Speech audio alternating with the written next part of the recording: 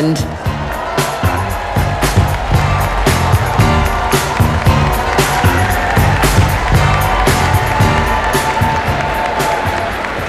Good evening, and thank you for having me here to celebrate with all of you. As the nation's only independent governor, I am here tonight to join with my Democratic friends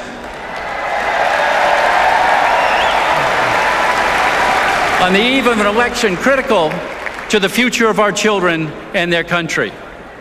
As a former Republican, I represent a group of Americans who all too often have no one to speak for them. This group doesn't necessarily have a name. We've been called moderates, but that term can be misleading.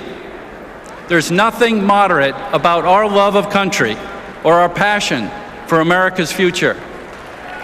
There's nothing moderate about our desire to work together within the broad political center in which most Americans live. No matter what you call us, though, this is certain. There are a lot of us and all over the country, and in November, we will once again help elect Barack Obama President of the United States.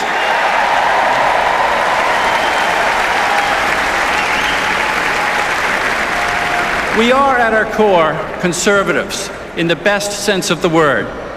Thoughtful, responsible with public resources, and respectful of personal freedom. And we're liberal in the best sense of the word. We believe that government can and should be an instrument for the greater good. And although my former party has hijacked the term, there's really nothing conservative about today's Republican Party. No. In fact, there is no room there for traditional conservatives like us. But I am proud to say that in my friend President Barack Obama, we have found a champion for the principles we hold dear.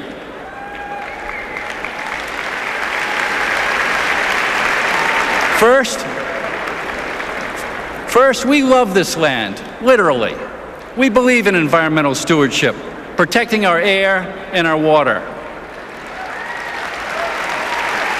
Because despite what big business and this Republican Party would have you believe, destroying these precious resources will cost us far more in the future than preserving them now. Second, we believe in personal freedom. We do not want the government controlling our personal lives or our most personal decisions.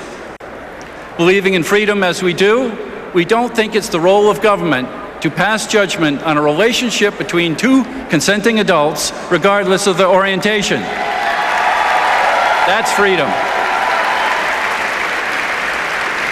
And believing in freedom, we believe a woman should make her own reproductive decisions.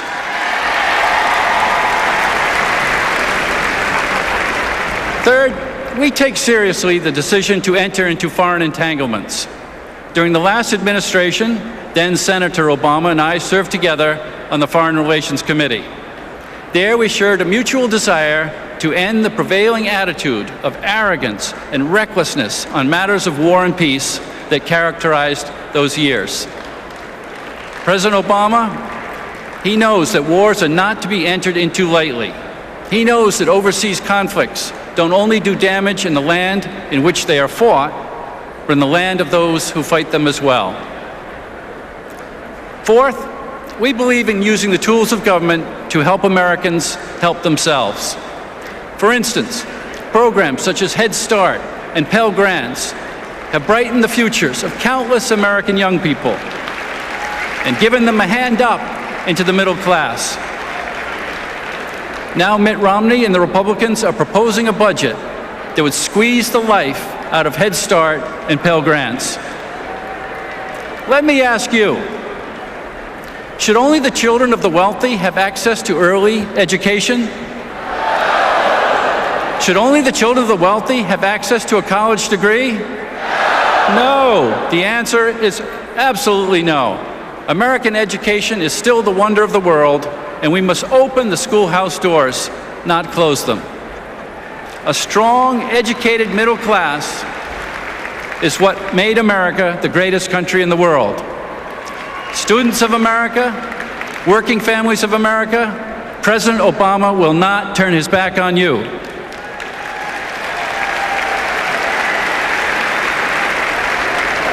Finally, we believe in fiscal responsibility. We think it's reasonable to pay for a valuable service that the people want by asking everyone to do their part. The lack of fiscal responsibility is one of the main reasons I finally left my old party.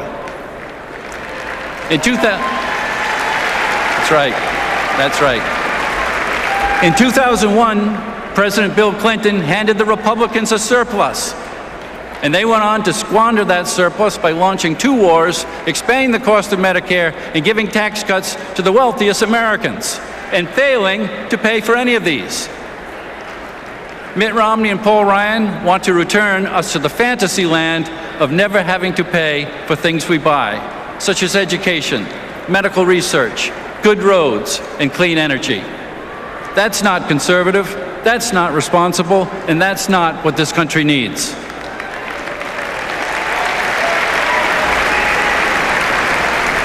The values I have spoken of tonight aren't Republican or Democratic values. They're American values.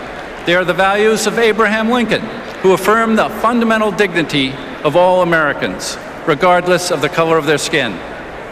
They are the values of Theodore Roosevelt, who protected millions of acres from development and exploitation, so that future Americans, today's Americans, could enjoy them as fully as he did. These are the values of Dwight Eisenhower, who presided over an era of peace and prosperity, because he knew that those two conditions go together.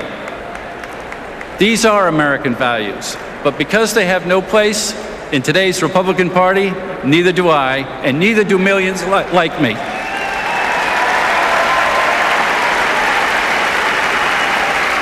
But my fellow traditional conservatives, my fellow moderates, my fellow independents, there is a candidate who shares our values, a candidate who shares our belief in environmental protection, personal liberties, smart and responsible American leadership, growing the middle class, and fiscal discipline.